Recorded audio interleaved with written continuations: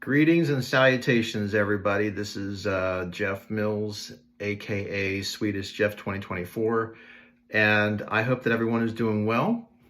It has been 2 weeks since I got my APBA baseball delivery, and it feels weird because I haven't gotten an APBA delivery today, and last week I got the football game, and the previous Saturday I got the baseball game. So no, there will not be any hockey games coming today, unfortunately. But I wanted to come on and do a quick video. Hopefully it doesn't take too long. I always say that, and somehow it ends up running over 10 minutes, almost 20 minutes sometimes. But I'm going to try to make it brief because I know a lot of people got things going on this weekend with Mother's Day and all that stuff. And it's a beautiful day here in South Carolina, which was not that case last weekend. So I just wanted to come on and provide some helpful hints and tips to anybody who is playing APBA baseball for the first time or they haven't played it in a while. And there are plenty of great videos on YouTube that are very helpful that you can look up, and they are really helpful to me, and I've been using them for the baseball and the football game. But today we're going to talk about the baseball game. So as some of you know, I am doing a replay of the 1981 season. And I started the replay and played a few games, not that many. And I figured out that I was actually doing it wrong. And I was making some mistakes. So I went back and reread the rule book, which is, let me show you that rule book here. And there it is, the book, the rule book here. Went back and checked it, and I also watched some videos online and started the season over. So what I have done is I've decided to play the series of games rather than playing that date on the calendar. So for example, I played the first game, which was the Philadelphia Phillies versus the Cincinnati Reds. They only played one game in that series. The next game after that I played is the series between the Houston Astros and the Los Angeles Dodgers. And I played that 3-game series, played all 3 games. And now I am doing the Mets and the Cubs. So what I'm doing is playing series and then moving on to the next series. It's just something that I want to do, and I think it's going to be better that way than playing it by the calendar, playing, okay, we're going to do day 1, day 2, day 3, and I just think that works for me. And one of the things that I have done in my replay, let me show you the cards here, for example. These are the Pittsburgh Pirates. I don't know if you can see that here is Omar Moreno's card. It looks like it's backwards here, but it is Omar Moreno. And what I've done is I've been using Diamond Mine Baseball to go back and look at the transactions that were made. That is the trades, the free agent signings, releases. I've put them into the game. I'm using the as-played transactions and lineups. What I'm doing is going to use Retro Sheet to look up the lineups for that year. And I'm not counting any injuries after the beginning of the season. So I am factoring in injuries that started at the beginning of the season, but I'm not factoring in any injuries that happen after that. And here's one example here. So this is Phil Garner's card here. He is actually on the DL. Back then it was called the DL. And what I've done is just put a little note here, a little post-it that says DL returns April 23rd, 1981. So that way I know that Garner will be back on the 23rd of April of 81, and I'll need to adjust my roster. Now, any injuries that happen before that, I'm factoring them in, and I actually did have that happen with Craig Reynolds of the Houston Astros in the very first game between the Dodgers, and I rolled the dice and said he'd be out for 13 games. So what I did was I put him on the 15-day disabled list and made that roster change and called up somebody from the minors that was on the extra player card list. Now, I haven't came across this yet, but there may come a time where I have multiple injuries where I don't have anybody in my card set that can fill a roster spot. What do you do? So what I am going to do is, let's just say, for example, that Dickie Thon gets hurt and he's out for an extended period of time according to the dice roll or the die roll, and now I don't have anybody that can play shortstop. If that happens, what I am going to do is just say that Dickie Thon is day-to-day, or whoever it is day-to-day. That way I don't have to lose a roster. I don't have to use somebody at shortstop that doesn't play there. And that way I'll just say he's day-to-day. So that's what I'm going to do. If that happens, I doubt it will, but that's just something that I'm going to do if that does occur. And with Reynolds, he's out for 15 games. He's on the 15-day DL, but he'll be back. And injuries like that, I will factor into the game. But what I did was start the season with any injuries that had already occurred. For example, Reggie Jackson he began the season on the DL with the Yankees, which is disappointing because I really wanted to see him play on opening day. But Reggie will be back eventually, and so I factored that in. Other things that I did do is went back to the injuries that had happened at the beginning of the season, where some guys didn't return until August because of the strike. So what I did was factored in that they were going to be placed on the 60-day disabled list and that they will return in June. The strike happened on June the 12th, so that they will be back by then, instead of having to wait till August.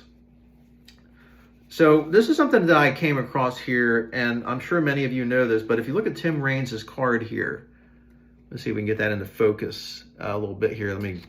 Sorry. You see those asterisk marks? When that happens, that means that if he gets a base hit, say a double, like if you look at his card here, there's a 6 and an asterisk. 11 doesn't have an asterisk. I'm sorry, 6 and an asterisk. When that happens, that means that Raines automatically steals the next base. So he would steal third if it was a double. If it's an 11 you roll, if you look at the book here, and we'll just go to look at the book. So under the bases empty, say he's facing a grade B pitcher, it says here, single to left, batter steals second on first pitch to next batter, 1 strike on batter. So the reason why I bring that up is I was concerned that there wasn't anything about stolen bases when I started playing the game. I didn't see anything on there. And not gonna lie, I like to be aggressive when I play. I am a National League guy. I've always been a National League person, and I like to be aggressive. I don't like waiting for the home run. It drives me nuts when I see modern baseball and I don't see the game being played, in my opinion, the way it should be played. Now, I don't expect the teams to be like the 1985 St. Louis Cardinals. I'm not saying that. I don't expect my teams to steal 200 bases. But when I've played out of the park baseball, for example, or Strat, or any other games, Diamond Mine, I try to mirror the stats to what the teams did in real life. But I do like to play aggressive. And I will bunt, I will hit and run, and I will steal.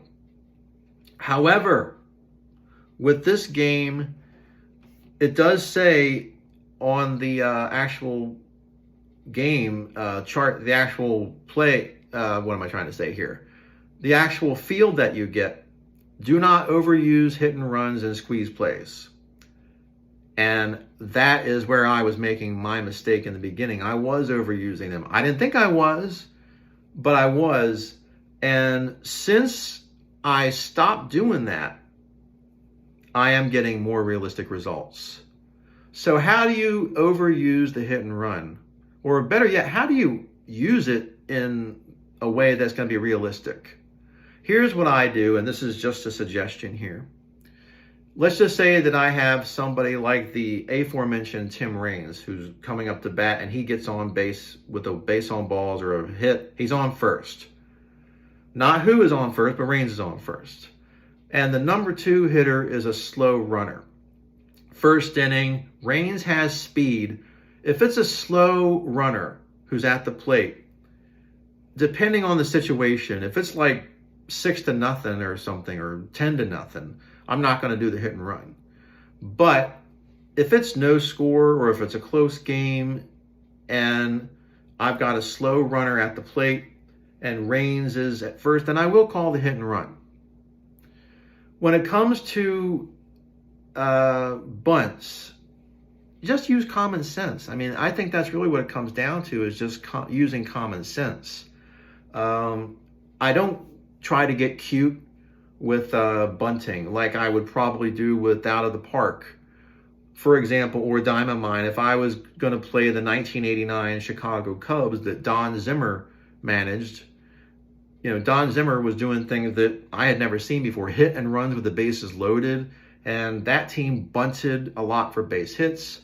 So I don't have the 89 Cubs in this set, but I'm not going to get cute and do a lot of bunting and hit and runs. To me, it's going to be, for example, to me, like I said, it's just common sense to me that if it's a close game, or if it's a tie game and it's the 9th inning, bottom of the 9th, and you've got the potential winning run at third, and you've got a guy up there that can bunt, or if it's extra innings, probably a better example is, say it's the 12th inning, because we didn't have the ghost runner back then, and you have a fast runner at third, and you've got a guy that can bunt, and then the home team is at bat, yeah, go for the squeeze play, because you need that one run. If you're just not getting runs and you're not getting that guy in, then yes, it makes sense then to do that. And with bunts, if I have a runner at second with 1 out, and I have a pitcher that comes up, and the pitcher's not a very good hitter, then yeah, I'll have him bunt, and I would expect that the other team would say, okay, this guy doesn't hit very well. He's probably going to bunt and move the runner to third, unless there are 2 outs. And if there are 2 outs, then he's going to be trying to swing. 9 times out of 10, he's going to strike out, or he's going to be out. But that's just how I do it. And that's just what I've been doing in my replay here. And I got to tell you, I am really enjoying this very much. And it's been more fun than I have expected it to be. I did not expect it to be this much fun. I knew it would be fun, obviously. But between this and the football game, it has really been a labor of love, and it's been an absolute joy to be doing this again. And I thought about playing just the games that got wiped out by the strike, and just having it be a 50-60 game schedule, because that would not take as much time. And then I figured I could get to the football game in the summer or the fall, which I do want to do. And I do want to play that probably August, September. And then I started thinking, these games move pretty fast. They don't take that long to play the APBA baseball game at all. They're pretty fast moving, and you just kind of crank them out like one after another. And I'm playing the Mets and the Cubs right now. By the way, the Mets are leading that series 2-0. And I just got done playing a 14-inning extravaganza. And God, the Cubs were terrible back then. I mean, they're my favorite team, and that's when they had the pajamas uniforms for the road. Remember the jerseys that they wore on the road that looked like pajamas? Hideous. Horrible, horrible, horrible. The Mets are bad, but the Cubs are worse. They might be the worst team. They may have been the worst team in baseball that year. And, God help them. But, they made a game effort out of it. And the next game, the Mets starter is Tim Leary.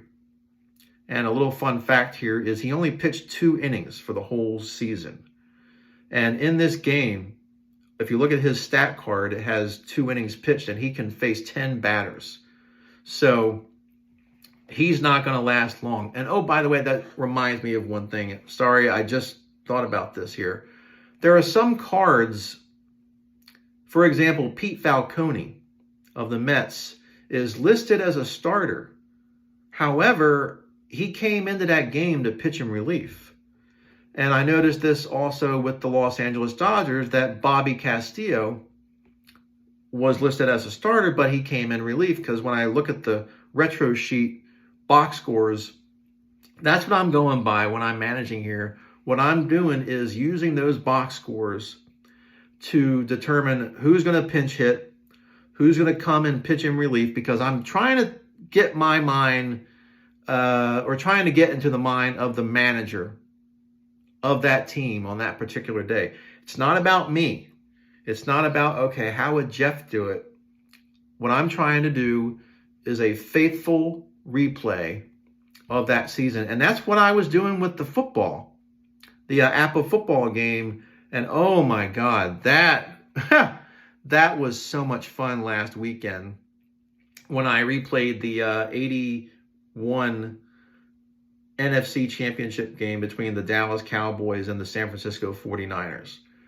I stopped playing that game at halftime around midnight, Saturday night, Sunday morning, and the 49ers were leading 17-0. And when I went to bed, I said to myself, Dallas is going to come back. Dallas is going to come back. They're going to come back. And sure enough, Danny White, give him credit, okay?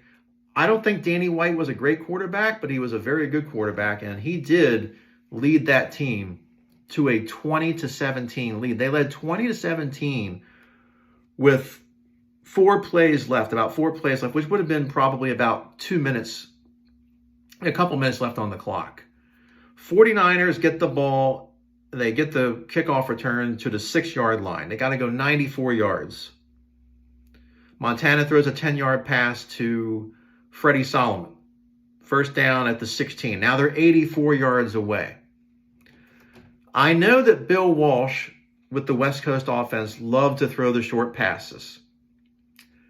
But you're down 20-17 in the Super Bowl. The clock is ticking.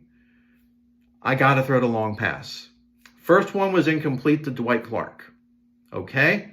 Second down. Now the clock is ticking here. And I'm thinking, when I swear to you, I'm thinking here, Montana's going to do something. Montana's going to do something. I don't know what he's going to do. Well, actually, I did know what he was going to do, but I just said Montana is going to do something. And I'm telling you, roll to 66 and a 2.